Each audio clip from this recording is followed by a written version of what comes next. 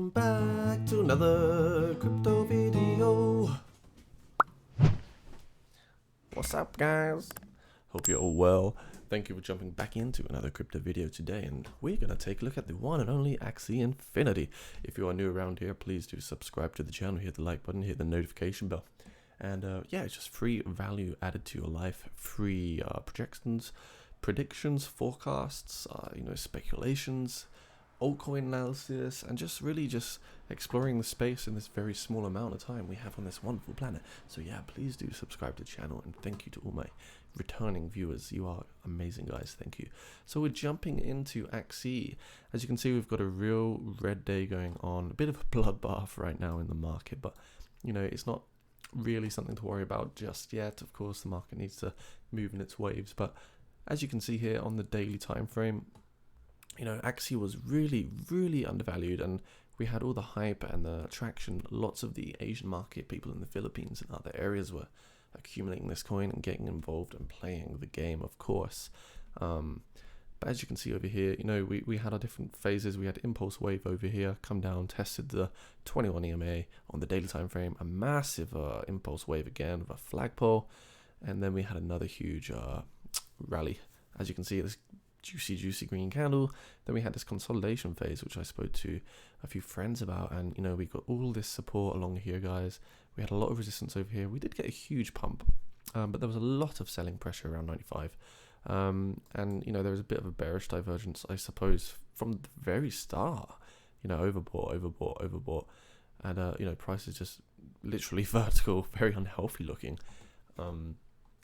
That's what I'm kind of seeing. So what's happened is we've fallen out of this nice consolidation channel where this lovely kind of range was. As you can see, we had all these swing high, swing low, swing high, swing low. And during the minor correction, we did fall below this channel, so that there was a strong shorting opportunity.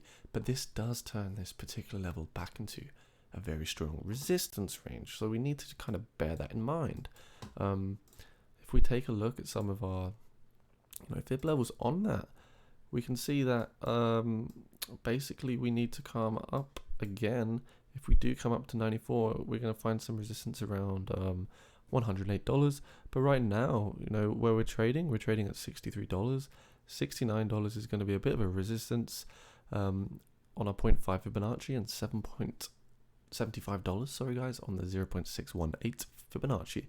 So there's some key levels which I think are going to prove to be a little bit annoying to get back through. So it really depends on what's going to happen in the market. But $69, let's price it in. That's a bit of a resistance zone right now, guys. If we have a look at the Fibonacci retracement on the grander scheme of things, where can we correct to? So far we've only come down to the 0.382 fib level. If we come down to our golden Fibonacci, that would be $38. I mean, I really doubt that's going to happen. But you could look at that as a perfect reaccumulation zone. So what I would do, like I do with a lot of my coins, God, I thought I would know this by now. Like, where is my rectangle? There it is. Sorry guys, I hope you're well, So this kind of rectangle will be a bit of accumulation range for me if we ever do drop back into this, price zone. Just because I really like to enter around my 0.6, 0.78 Fibonacci levels. I think it's really nice to accumulate and potentially place a long. Usually there's a lot of fear in the market if that has happened over the longer time frames. So it's potentially a good time to place long. You saw it with Bitcoin, you saw it with Ethereum, and many other coins during the corrective phase of June and July. So in the shorter term of things, let's measure this impulse wave over here and see what's going on. So we did actually get a correction down to the 0.786 on the Fibonacci here. As you can see, the whole way through, we were pretty overextended on this 21 EMA. Lots of white space. Big space here, massive overextension, euphoria, lots of excitement, greed in the market. And finally, we have come back down, we have taken that correction, and we bounced off the 0.786. So really, we need to kind of hold this level over here, above the golden ratio where we are. So I think the $61 zone right now is a very important support level that we must hold. $61. So keep an eye on that $61 range, and we're trying to bust back through the 69 over here.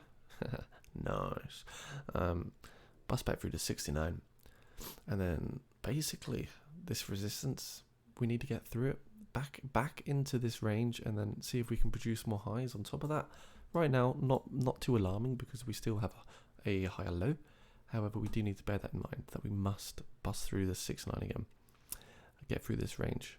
Otherwise, we could potentially break this support at 61, and we might even fall into this accumulation zone over here, because we don't really have a great deal of support between this range and this consolidation phase over here, guys. So bear that in mind. If we jump into the 4-hour chart, not a great amount of exciting things going on here. As you say, you've got this range over here, lots of support, lots of resistance, and we basically come down to our 0.618 Fibonacci retracement zone over here, guys. On the hourly, not a great deal to talk about once again. It's very similar. It just looks like we have tested this as a support. Are we going to get a bounce to the upside and come up to around 70 on our prior support, which is now resistance? Who knows? But it is looking a bit shaky. I mean, we are pretty oversold over here, 25 on the RSI. And over here, we're oversold. We did come up, get a bounce, but it looks like we're seeing a bit of a sell-off once again. So that's kind of my take on Axie, guys. Let me know what you think in the comments below. I believe that if we come below $61, it's almost safe to play some short opportunities. We do have a wick here, though, giving us some support, so we could just come down to $55 once again. On the contrary, if you do get a strong bounce and a nice confirmation of volume, we're not really seeing any right now, it's likely we'll come back up to around $72. So 2 different opportunities, potentially a 10% short. I'm gonna call this wick as a nice location to potentially take profits on any shorting positions.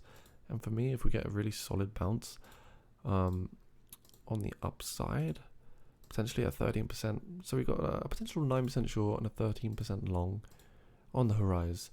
Anyways, let me know what you think in the comments, guys. And if you're new here, please stick around. Please subscribe. Please like. Do what the YouTuber thing is. See you in the next one. Take care.